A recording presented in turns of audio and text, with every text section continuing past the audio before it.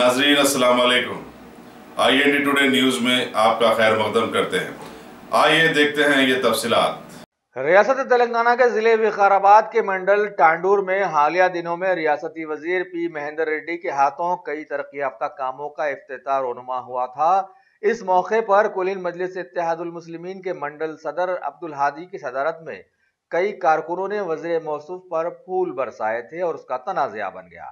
लिहाजा आज एक प्रेस कॉन्फ्रेंस में अब्दुल हादी ने कोड़ंगल के सदर मजलिस SB गुलशन की मौजूदगी में बताया कि फूल क्या पत्थर होते हैं जिस पर एतराज किया जाए।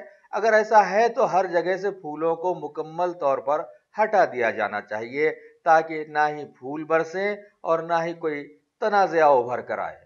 महेंद्र रेड्डी साहब TRS गवर्नमेंट अच्छा कर रही है तो उनको शाबाशी जरूर मिलती।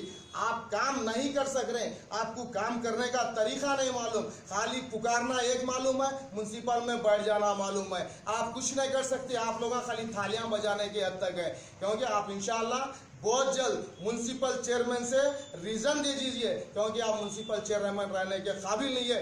मैं इंशाल्लाह गुजारिश कर रहा हूँ कि जब तक टांडूर के अंदर मजलिस इत्तेहादुल मुस्लिमीन कायम दायम रहेगी, आप उसी तरह यहाँ सदर रहेंगे। आप सदर को पार्टी को इस्तीफा देने की जरूरत नहीं है। गोड़ झाड़ को पत्थर कोई नहीं मारता, फल झाड़ को ही पत्थर मारा जाता है इंशाल्लाह।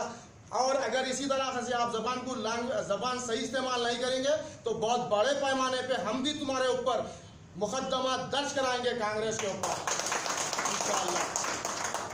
अगर आपने हमारे चैनल को सब्सक्राइब नहीं किया है तो आपको यहाँ सब्सक्राइब बटन दिख रहा है, उसे क्लिक करिए और सब्सक्राइब कीजिए और साथ ही साथ बेल आइकॉन को भी क्लिक करिएगा, जिससे कि आपको ताज़ा अपडेट मिलते रहें।